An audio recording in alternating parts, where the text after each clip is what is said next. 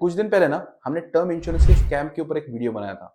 हमने उसमें दिखाया था कि कैसे इंश्योरेंस कंपनी वालों ने हमें क्लेम के वक्त तंग किया था और कैसे उन्होंने हमारे क्लेम को डिले किया था। जो मेंबर थे उनके पिछले 1-2 सालों में कई बारी हॉस्पिटलाइजेशन हुआ था, तो ऑब्वियसली हमने मल्टीपल क्लेम्स किए थे, लेकिन वो भी एकदम स्मूथ नहीं थे। तो आज की इस वीडियो में मैं आपको और एक एक्सपीरियंस शेयर करूंगा, जहां पर मैं आपको बताऊंगा कि जब आप हेल्थ इंश्योरेंस ले रहे हो तो उसकी क्लेम के वक्त भी आपको क्या-क्या दिक्कतें आ सकती है और क्या-क्या 6 हिडन फैक्ट्स हैं, वो भी आज हम इस वीडियो में डिस्कस करने वाले हैं। तो वीडियो को बस आप एंड तक देख लेना और पसंद आता है तो अपने दोस्तों और फैमिली के साथ शेयर करना बिल्कुल मत भूलना। वीडियो शुरू करने से पहले मैं डिट्टो इंश्योरेंस को थैंक यू कहना चाहता हूँ क्योंकि उन्होंने आउट ऑफ वे जाके हमें बहुत ज़्यादा हेल्प करी है क्लेम सेटलमेंट के वक्त, और कुछ क्लेम्स तो ऐसे थे जो हमने उनसे इंश्योरेंस भी नहीं लिया है, उसके अंदर भी उन्होंने हमें काफ़ी ज़्यादा मदद करी है। So thank you ditto.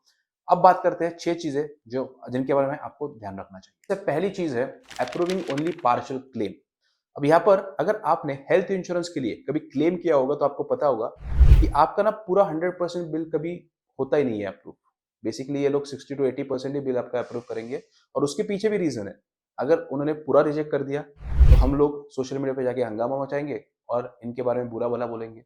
ये लोग पार्शियल क्लेम इसलिए करते हैं क्योंकि फिर इनका क्लेम सेटलमेंट रेशियो भी उनको अच्छा रखना होता है। अगर ये नहीं रखेंगे तो क्लेम सेटलमेंट रेशियो खराब हो जाएगा और फिर बाद में लोग इनकी पॉलिसी लेना बंद कर देंगे। और अगर इन्होंने आपका कुछ क्लेम पास कर दिया तो आप भी बोलोगे चलो यार कुछ पैसा तो आया, पूरा नहीं कटा लेकिन कुछ तो पैसा आया। तो इसीलिए ये लोग थोड़ा आपका क्लेम पास कर देते हैं, जिसके कारण आप भी उतना सीरियस होके इनके खिलाफ कुछ एक्शन नहीं लेते हो और फिर इन्हीं चीजों का ये लोग फायदा उठाते हैं। मुझे लगता है कि पार्शियल क्लेम अप्रूव करना सबसे बड़ा स्कैम है इन इंश्योरेंस कंपनियों का।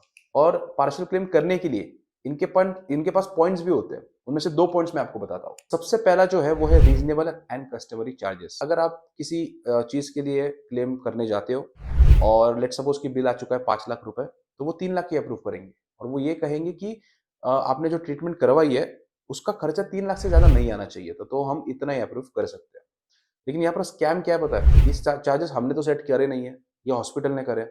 और इंश्योरेंस कंपनी राजी हुई थी कि जो भी चार्जेस, जो भी खर्चा आपको आएगा कुछ भी आगे जाके, जब आप इंश्योरेंस ले रहे थे तब उन्होंने ऐसा ही बोला था ना कि जब जो भी खर्चा आएगा वो हम लोग हमारी तरफ से करेंगे, इसलिए तो हम लोग इंश्योरेंस निकालते हैं। लेकिन जब बात आती है क्लेम की तब ये लोग ऐसा कर देते हैं। इसलिए मैं कहता हूँ कि एक अच्छा क्लेम सेटलमेंट रेशियो तो होना ही चाहिए, लेकिन आपको एक अच्छा अमाउंट सेटलमेंट रेशियो भी देखना चाहिए कंपनी का, क्योंकि उससे हमें ये पता लगता है कि कंपनी ना कुछ भी फालतू रीजंस के कारण ना आपका अमाउंट कम नहीं करेगी और आपका जो क्लेम है वो पूरा क्लेम करेगी। दूसरा कारण है डिडक्शन फॉर कंज्यूमेबल्स। होता क्या है कि कंज्यूमेबल जैसे कि सिरिंजेस, मास्क, ग्लव्स वगैरह, इनका ना आपका जो टोटल बिल है उनमें 10 से 20% हिस्सा रहता है। और आप देखना कि आपके मोस्ट ऑफ द जो पॉलिसीज होते हैं उसमें ये कंज्यूमेबल्स कवर होते नहीं है। तो जब भी पॉलिसी लो तो इस बात का ध्यान रखो कि उसके अंदर ना कंज्यूमेबल्स भी इंक्लूड हो। तो मैंने सिर्फ आपको 2 रीजंस बताए, ऐसे 15 और रीजंस हो सकते हैं, लेकिन खैर क्या कर सकते हैं। तो अब दूसरा पॉइंट मैं आपको बताता हूँ, वो है रूम रेंट स्कैम। मुझे पता है कि आपको इस स्कैम के बारे में पता तो होगा, रूम रेंट स्कैम के बारे में आपने पढ़ा होगा, कई वीडियोस देखी होंगी, लेकिन उससे कई ज्यादा सोफिस्टिकेटेड स्कैम है ये। क्यों? क्योंकि लेट्स सपोज कि आपका बिल आता है 5 लाख रुपए का और उसमें आपका पर डे का जो रूम रेंट था वो 10,000 के आसपास था, लेकिन आपकी पॉलिसी में आपका रूम रेंट की जो लिमिट है वो सिर्फ 5,000 है। तो अब ये लोग बोलेंगे कि आपको सिर्फ 50% अमाउंट मिलेगा बिल का। एक्चुअल कैलकुलेशन है वो थोड़ी सी कॉम्प्लिकेटेड होती है, लेकिन मैं आपको बस एक ओवरव्यू दिया है। दूसरी चीज यहाँ पर मैं आपको बताना चाहूंगा कि जो रूम रेंट लिमिट है उसके अंदर कई और तरीके के रेस्ट्रिक्शंस होते हैं। पहली जो रेस्ट्रिक्शन होती है वो होती है type of room you can avail, मतलब कौन सी रूम आप ले सकते हो। उसमें लिखा होता है कि आप सिंगल या फिर जो शेयरिंग वाली रूम होती है वो आप ले सकते हो, लेकिन गलती से अगर आपने डिलक्स रूम ले ली तो फिर आपका वहीं पर कट जाएगा। दूसरा है कि जो रूम रेंट लिमिट है ना वो आईसीयू के रूम्स पर भी डिपेंड करता है। अब होगा क्या कि आप कुछ ट्रीटमेंट करवाने गए, चलो आप रूम रेंट लिमिट तो देख लोगे, लेकिन जो आईसीयू रूम्स का रूम रेंट होता है वो कौन देखता है, मतलब रेयरली कोई देखता होगा। लेकिन यहाँ पर भी मान के चलो कि आपका रूम रेंट लिमिट जो है आईसीयू रूम्स के लिए वो है 10,000, और अगर यहाँ पर भी जहाँ पर आप ट्रीटमेंट करवा रहे हो वहां पर भी अगर 20,000 रूम रेंट लिमिट है आईसीयू के लिए, तो उस केस में भी आपको आधा पैसा मिलेगा। इसीलिए ये बहुत इंपॉर्टेंट है कि आप जो भी पॉलिसी ले रहे हो उसके अंदर there should be no room rent limit of for any type of room. कोई भी हो, आपके लिए वो लिमिट नहीं होना चाहिए।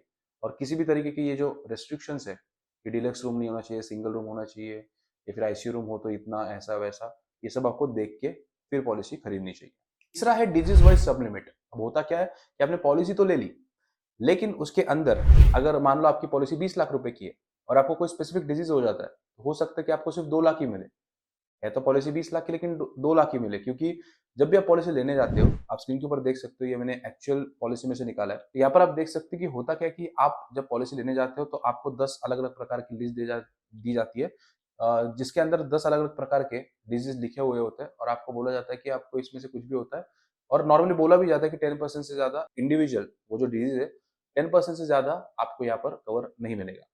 तो यहाँ पर हो सकता है कि 20 लाख की पॉलिसी में आपको सिर्फ 2 लाख का ही यहाँ पर अमाउंट मिले पर डिजीज। तो आई नो कि अब ये थोड़ा सा फाइन प्रिंट के अंदर ये सब कुछ छुपाया जाता है, लेकिन मैं चाहता हूँ यहाँ पर कि आप ना ठीक से थोड़ा सा अपना रिसर्च करके जाए, और आपके पॉलिसी के अंदर ना डिजीज वाइज सब लिमिट नहीं होना चाहिए। चौथा है द हिडन कोपे स्कैम। अब कोपे स्कैम तो आपको पता ही होगा, मोस्ट ऑफ द लोग पॉलिसीज लेते हैं, उसके अंदर 20% कोपे लिमिट होती है, मतलब 20% जो बिल है वो आपको अपनी जेब से देना पड़ेगा। इसलिए मोस्ट ऑफ द लोग कोपे वाली पॉलिसीज नहीं लेते हैं, लेकिन वो इन 2 पॉइंट्स के ऊपर मिस आउट कर जाते हैं कि यहाँ पर 2 अलग-अलग प्रकार के कोपे होते हैं। सबसे पहला होता है ज़ोनल कोपे, यानी कि अगर आप टियर 2 में रहते हो और टियर 1 में आप ट्रीटमेंट करवाते हो तो फिर आपको 20% अपनी जेब से देना पड़ेगा। और दूसरा होता है एज बेस्ड कोपे, यानी कि अगर आप 65 के हो गए तो 65 के बाद आपका प्रीमियम तो बढ़ेगा ही, लेकिन 20% आपको अपनी जेब से देना है। अब मैंने आपको 4 तो स्कैम्स बता दिया। अब होता क्या है कि बहुत मुश्किल होता है इनके टर्म्स एंड कंडीशंस को पढ़ के इन सारे स्कैम से बचना, क्योंकि मैं आपको 5 से 6 स्कैम्स तो बता दूंगा, लेकिन क्या पता इंश्योरेंस कंपनी के और 15-20 नए स्कैम्स हो। तो ऐसा कोई तो होना चाहिए कि जो आपके लिए ना ये सारा जो काम है वो एकदम हल्का कर दे, जो सारे टर्म्स एंड कंडीशंस है वो आपके लिए पढ़े और आपका काम बिल्कुल सॉर्ट आउट कर दे। तो वो है ditto insurance. Ditto insurance is backed by Zerodha. अब यहाँ पर ना ये लोग आपकी पूरी तरीके से मदद करते हैं और एक भी पैसा चार्ज नहीं करते। जैसे कि अगर आप इनके साथ एक फ्री कंसल्टेशन कॉल बुक करोगे, जिसके लिए आपको कोई पैसा नहीं देना है, तो ये आपको पूरी तरीके से हेल्प करेंगे कि आपके लिए कौन सी पॉलिसी बेस्ट होगी, ये आपको ढूंढने में मदद करेंगे। ये तो हो गई एक बात। दूसरी बात ऐसी है कि जब आपके लेट सपोज कि आपने टर्म इंश्योरेंस खरीदा है, आपके अगर लेट सपोज कुछ हो जाता है, उसके बाद जो टर्म इंश्योरेंस का क्लेम करना है आपके घर वालों को, तो अगर आप इनका नंबर देके रखोगे तो ये पूरा क्लेम सेटलमेंट का जो एक्सपीरियंस है वो भी एकदम स्मूथ कर देंगे। तो कोई दिक्कत नहीं होने वाली है। आप इनके भरोसे पूरा रिलायबल रह सकते हो, पूरी तरीके से आप सिक्योर रहोगे अगर आप डिट्टो इंश्योरेंस के साथ आगे बढ़ोगे। प्लस इनका अगर आप गूगल पे भी रेटिंग देखोगे तो आउट ऑफ 5 4.9 स्टार की रेटिंग है। और अगर आप इनके साथ एक फ्री कंसल्टेशन कॉल बुक करते हो और लेट सपोज कि आपको बाद में इनके साथ कुछ नहीं करना है, तो ये लोग आपको स्पैम भी नहीं करते। इनकी स्पैम फ्री पॉलिसी है। तो कोई दिक्कत ही नहीं है, बस मैं चाहता हूँ कि एक बार ना आप ट्राई ज़रूर करो।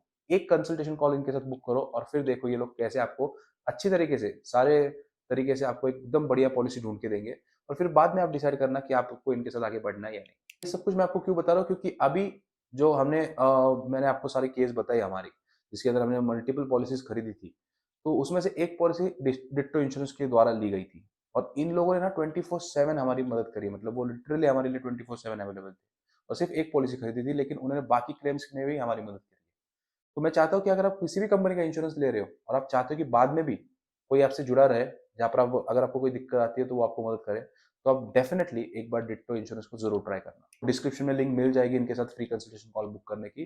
तो मैं चाहता हूँ कि अगर आप लेने का सोच रहे हो तो अभी के अभी जाके इनके साथ एक फ्री कंसल्टेशन कॉल बुक करो। बात करते हैं हमारे नेक्स्ट पॉइंट की, जो कि है pre and post hospitalization charges. देखो कोई भी इंसान ना सीधा बेड पे आके नहीं लेटता है हॉस्पिटल पे, एक पैटर्न होता है। वो सबसे पहले कुछ फील करता है, फिर डॉक्टर के पास जाता है, फिर उसके टेस्ट होते हैं, फिर चेकअप्स होते हैं, ऐसा ऐसा करके वो फिर एडमिट होता है। अब यहाँ पर ना normally pre and post hospitalization जो पीरियड होता है वो 30 डेज प्री हॉस्पिटलाइजेशन और 60 डेज पोस्ट हॉस्पिटलाइजेशन जो कंपनीज है वो कवर करती है। यहाँ पर अगर कोई सीरियस बीमारी हो जाती है, जैसे कि हार्ट अटैक या फिर लिवर इशू, तो उसके टेस्ट वगैरह में 45 से 60 डेज लग जाते हैं।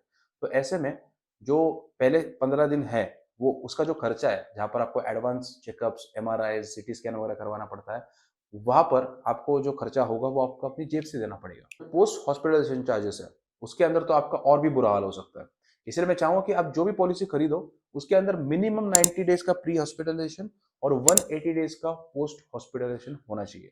तो ये देख के आप पॉलिसी चूज कर सकते हो। लास्ट जो है वो है waiting for pre existing diseases. जैसे कि अगर आपको बीपी, शुगर वगैरह है, तो यहाँ पर आपको जो वेटिंग पीरियड देंगे, इससे जो मिलते हुए डिजीज है, जैसे कि बीपी, शुगर और इससे मिलते जुलते और भी कई डिजीजेज है, उनके लिए आपको 2 से 3 साल का वेटिंग पीरियड हो सकता है। मतलब 2 से 3 साल बाद ही आप इनके लिए क्लेम कर सकते हो, उससे पहले नहीं हो सकता। अब यहाँ पर कुछ ऐसी पॉलिसीज भी है, अगर आप ठीक से ढूंढोगे, जो कि आपको डे वन से भी कवरेज देते हैं, तो आप वैसा भी कर सकते हो। या फिर आप इनके लिए अपना पीरियड कम करवा सकते हो बाय टेकिंग राइडर्स। राइडर आप लोगे तो हो सकता है कि आपको जो वेटिंग पीरियड 3 साल का है वो 2 साल हो जाए, या फिर 1 साल भी आप करवा सकते हो। लेकिन ऑब्वियसली आपको राइडर्स के लिए एक्स्ट्रा पे करना पड़ेगा, लेकिन it could be completely worth it अगर आप ऐसा कर रहे हो। और अगर आपको कुछ है पहले से ही, अगर आपको बीपी है या फिर आप प्री डायबिटिक हो, तो आप ऐसा करवा सकते हो, which could be completely worth it. तो ये सारे पॉइंट्स हमने आज डिस्कस करे। ऑब्वियसली राइडर जो है वो मैंडेटरी नहीं होते, वो आप ले सकते हो, लेकिन जो प्री एग्जिस्टिंग डिजीज अगर आपको है तो आपको राइडर्स लेने चाहिए, जिससे आप अपना वेटिंग पीरियड कम करवा सकते हो। तो ये सारे पॉइंट्स आज हमने डिस्कस करे।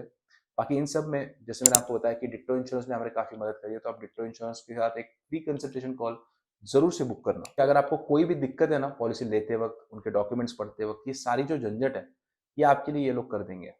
So you must go and book a call with ditto insurance today. Book करने की लिंक आपको डिस्क्रिप्शन में मिल ही जाएगी। बाकी अगर वीडियो अच्छा लगा हो तो वीडियो को अपने फैमिली मेंबर्स और फ्रेंड्स के साथ शेयर करना बिल्कुल मत भूलना। चैनल पर नए हो तो चैनल को अभी सब्सक्राइब कर लें।